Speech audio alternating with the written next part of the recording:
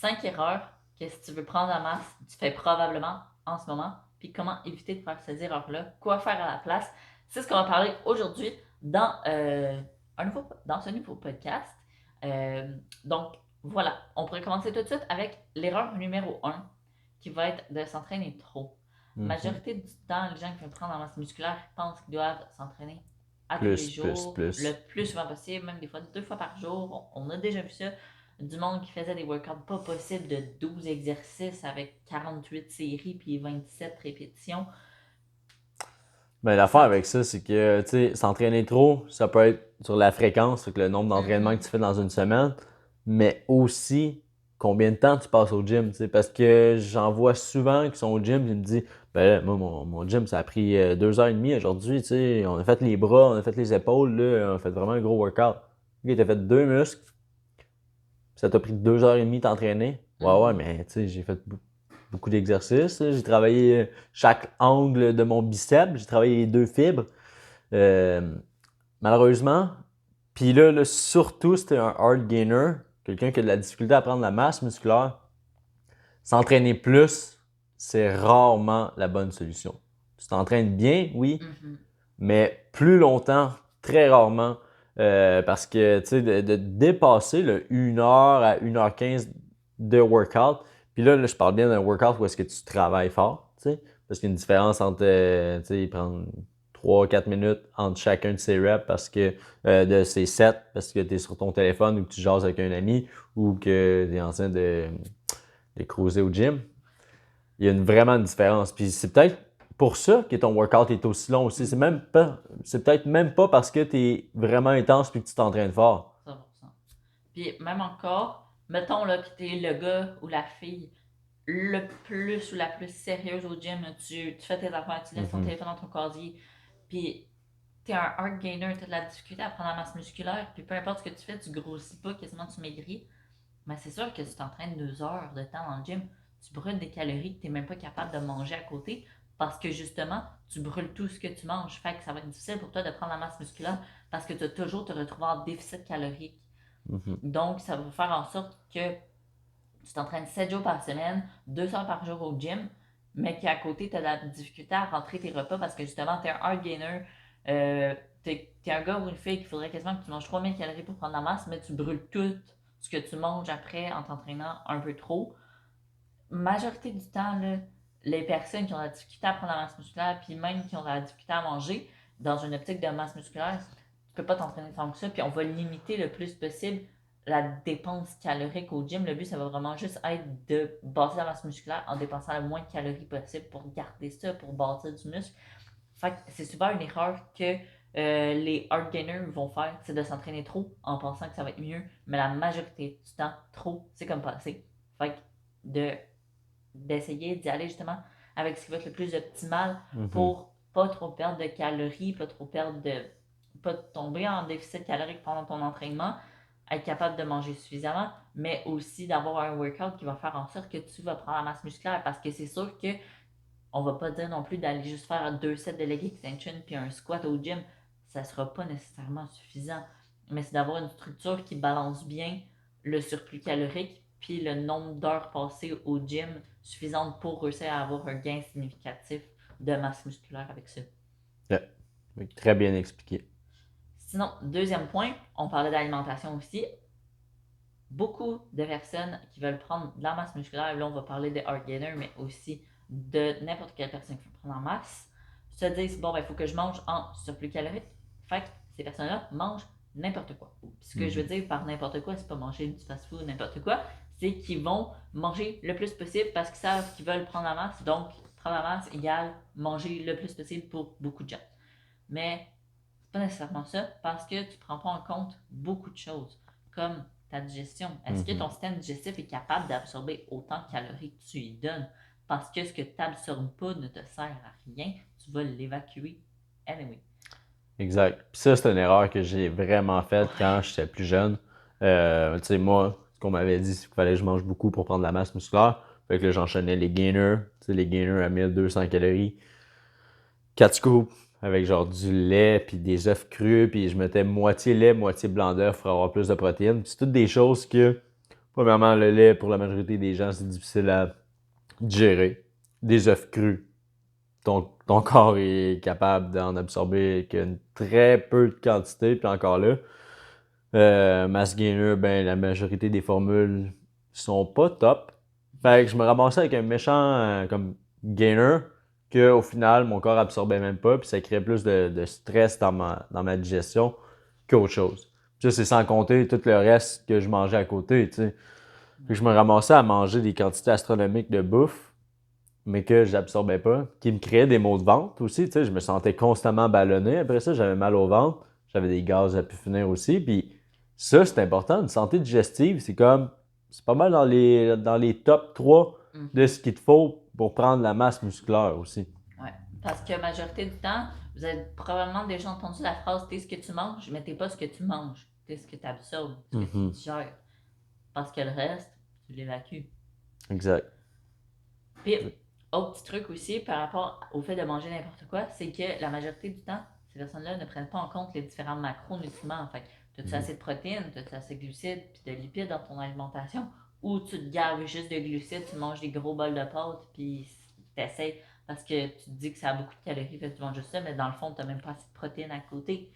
Est-ce que ton timing du moment où tu manges tes repas est idéal? Est-ce que ton post-workout, ton déjeuner, est-ce que ton souper ont, ont du sens, puis est-ce qu'ils sont placés à des bons moments de ta journée, les macronutriments que tu manges après ton workout, avant ton workout.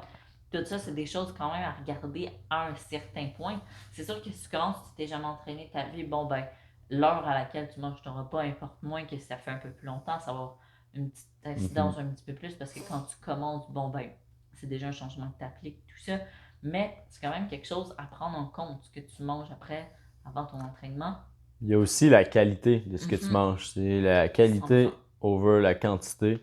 Parce que si tu mets juste sur la quantité, mais encore là, c'est pas de la bonne nourriture, mais ton corps va pas te remercier, il sera pas capable de l'absorber tant que ça. Ouais. Si tu donnes la bonne qualité, puis par qualité, ça peut être. Il y a certains aliments que pour vrai, oui, c'est mieux de consommer bio.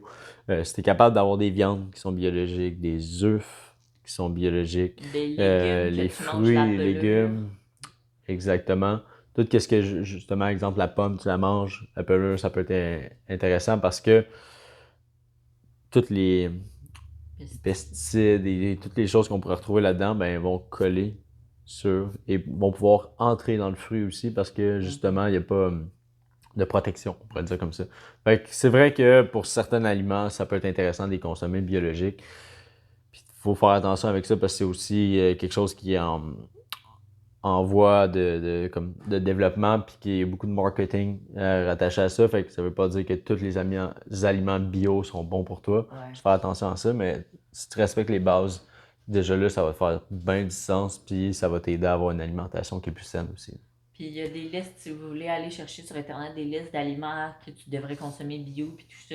Il y a Ouais. souvent des listes, puis essaye d'aller chercher des choses qui ne sont pas sponsorisées justement par ces industries-là de bio, idéalement. Puis sinon, un autre petit truc aussi, c'est par rapport à ce que tu as parlé, la qualité des aliments que tu manges, ben, essaie d'aller chercher le plus possible des aliments que ta grand-mère pourrait appeler.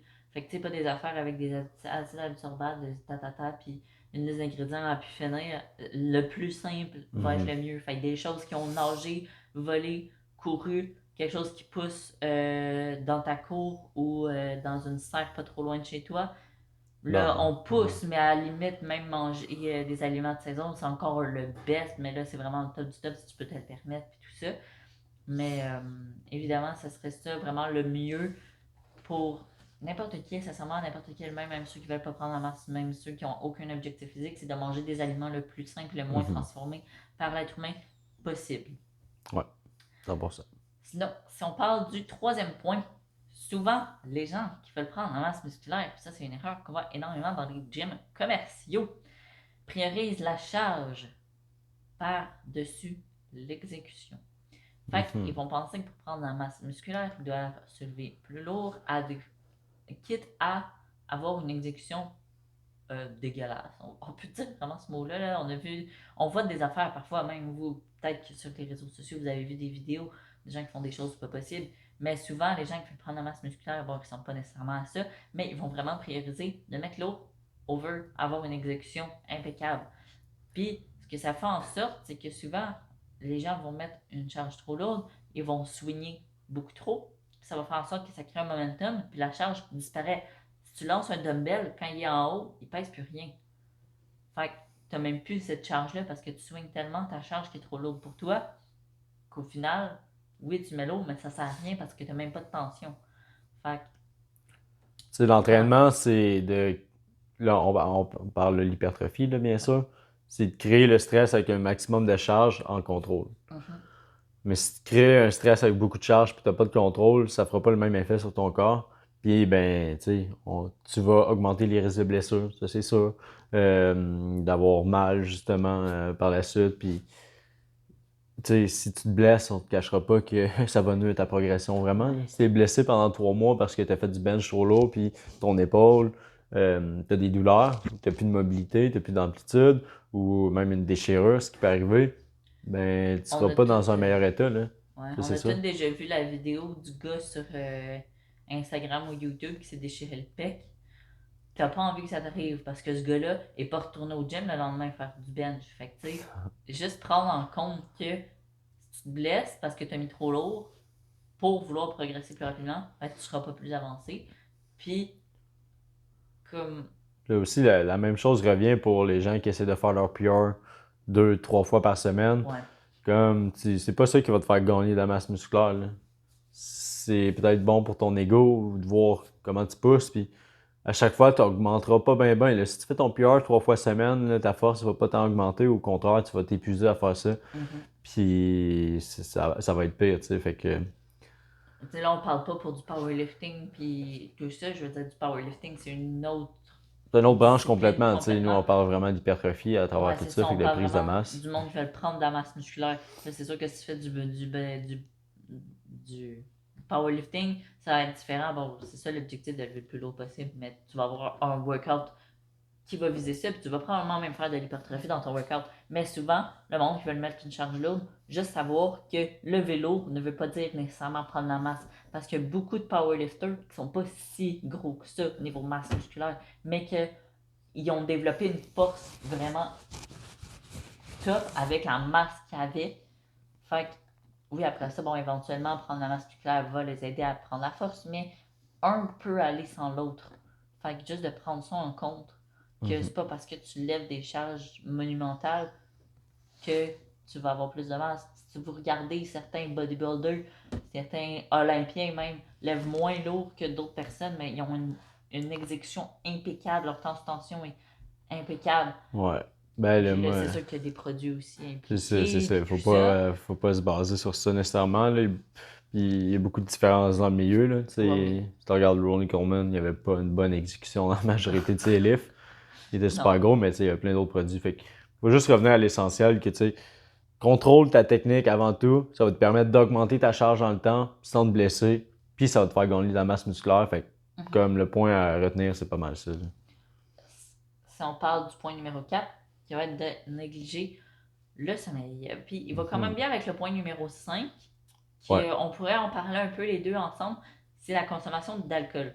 Fait que, dépendant de la tranche d'âge que tu te retrouves, si t'es plus dans début vingtaine, sortir au bar le vendredi, le samedi, si t'es plus, mettons, ta carrière, les 5 à 7 qui finissent tard, des petits verres de vin, puis après ça, un autre petit verre de vin, puis après ça, un petit rum and coke. Puis la soirée finit tard, tu négliges ton sommeil, tu te couches tard, en plus tu bu de l'alcool, fait que ton sommeil est impacté. Puis ça fait en sorte que ta récupération est vraiment mise à l'épreuve. Parce que tu prends pas de la masse musculaire quand tu es dans le gym, tu prends de la masse musculaire quand tu récupères. Puis la majorité du temps, la récupération, le sommeil, vraiment important. Fait que si tu veux aller un peu avec. Ben, tu sais, tu l'as dit, c'est que ton corps a besoin de récupérer pour construire du muscle. C'est quand tu dors, justement, qu'il va faire ce processus-là. Puis l'alcool, faut pas oublier que c'est un je me rappelle pas. Inhibiteur, Ouais, en fait, inhibition. il va contre la prise de masse Ouais. musculaire. Fait C'est à place de catabolique. prendre, c'est ça, d'être anabolique, ben il est catabolique, donc il nuit vraiment à justement ta prise de masse musculaire. En plus, ça déshydrate, des calories. Fait que c'est sûr que c'est pas un bon combat. Puis là, on dit Ça pas fait même nécessairement en de. sorte que tu as un sommeil beaucoup moins récupérateur. Si tu regardes, majorité du temps, quand tu bois, même des fois, il y a des gens, un verre de vin seulement. Ils vont se lever le lendemain matin, ils vont avoir un petit mal de tête parce qu'ils n'ont pas bien dormi. Tu vas te lever toute la nuit parce que ton sommeil est agité. Fait que ça fait Mhm. en sorte que ça nuit beaucoup à ton sommeil. Juste le petit verre de vin que tu as consommé. Bon, je dis pas une fois de temps en temps, c'est pas la fin du monde. Mais souvent, puis même souvent, c'est surtout le monde qui veut prendre la masse musculaire. Je sais pas pourquoi, mais peut-être une généralisation que je fais, mais c'est souvent plus le monde qui veut prendre la masse musculaire que ceux qui veulent perdre du gras qui vont boire plus d'alcool. Dans ce que moi j'observe dans mon Mhm. entourage personnel, mais tu sais, justement, si tu veux récupérer ton gros workout que tu as fait avant d'aller justement à ton 5 à 7, bon, ben, peut-être prioriser autre chose que Puis, tu sais, la même chose. on se cachera pas que le lendemain d'avoir pris des consommations, c'est sûr que si tu as pris Mhm. plus que 2, 3 consommations, tu risques de voir tes performances au gym être affectées. Va même si Ton tu vas au énergie gym, tu sais. aussi, exact. Fait que, tu sais, bien souvent, rendu là, c'est quasiment mieux de même pas y aller. C'est mieux Parce de que pas tes boire à performances, c'est base ça, à la, aussi. à la base, on pourrait dire ça à la place. Puis, tu sais, maintenant, il y a beaucoup d'alternatives qui sont des boissons sans alcool, sans avoir comme. Tu peux quand même avoir comme d'être là socialement, Mhm. d'avoir ta petite canette, tu bois, mais il n'y a juste pas d'alcool dedans. Puis il y en a qui sont vraiment low calorie aussi.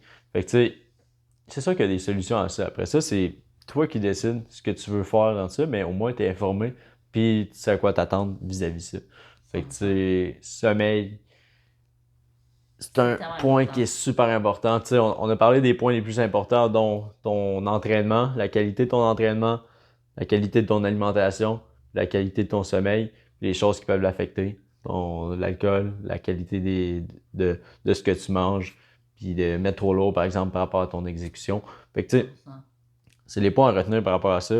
C'est Puis, sûr que si tu essaies de t'améliorer dans ces trois sphères-là, qui est ton entraînement, ton alimentation et ta récupération, dont le sommeil, clairement, tes résultats vont juste faire puis voler. puis, petit truc, si tu as les moyens que tu as envie d'investir un peu de sous là-dedans, ton sommeil, qu'est-ce qui peut être super intéressant d'avoir une montre connectée qui va te dire à peu près ton temps de sommeil, ton temps de réveil, la qualité de ton sommeil aussi. Ça peut être pertinent éventuellement. Puis même, je sais que je me rappelle pas c'est quoi exactement le nom. Le bracelet, tu penses? Ouais, le Le Whoop, bracelet. je sais Le pas. Whoop, ouais, c'est ça, Whoop. Ça calcule même ta récupération. Fait que ça te dit, tu peux quasiment te fier à ça pour savoir à peu près à quel point ton corps a récupéré. Fait que Ouais. mettons, si tu dis à 70%, bon ben, ça va, mais tu sais, si c'est dit 100%, ah ben là, je peux aller me faire un méchant bon workout. Je veux dire, j'ai bien récupéré, je suis en forme. Fait Ce que tu peux retirer de ça, c'est surtout, exemple, qu'est-ce que tu as mangé dans ta journée ou avant de te que, ouais, coucher. Ça qui va te fait donner en un sorte. indicatif. Est-ce que tu as eu un bon sommeil ou non? Si tu bois de l'alcool, tu vas pouvoir voir comme est-ce Ouais. que ça l'affecte ou non. L'heure que tu te couches, des fois, tu sais, pour certains, ça peut être de se coucher avant 11 heures, ils vont avoir un meilleur sommeil, même si le sommeil est de la même durée. Par exemple, deux personnes qui dorment 8 heures, ben la même personne dort 8 heures, mais tu as fait de 10 heures à 6 ou de minuit à 8, ça se peut que la qualité de ton sommeil soit différente.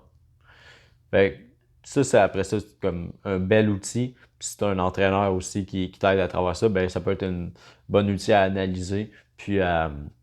à gager avec ça ton alimentation, tes habitudes autres qui auraient un impact avec ça. Fait que ça fait un peu le tour de l'épisode d'aujourd'hui. Merci de votre écoute. Je pense que ça peut vous donner des bonnes pistes pour justement prendre la masse musculaire. Il y a peut-être certains de ces points-là que tu te reconnais, que tu fais ces erreurs-là, on va dire en guillemets, parce que c'est sûr que c'est des choses à améliorer. Puis Mhm. c'est un process. Ça se peut que tu puisses pas tout améliorer ça comme ça du jour au Ouais. lendemain. Vas-y une chose à la fois, Exactement. puis ça Puis va bien aller. cool. Fait que, merci de votre écoute. Si vous aimez le podcast, n'hésitez pas à aller mettre un 5 étoiles si vous écoutez sur Spotify. C'est disponible sur YouTube aussi. Vous pouvez mettre des commentaires si vous avez des idées de podcast, des sujets que vous aimeriez qu'on parle. Laissez-nous le savoir. Vous pouvez nous rejoindre sur les réseaux sociaux, que ce soit Instagram, Facebook. On est vraiment présents partout. Puis c'est ça. Merci, à bientôt.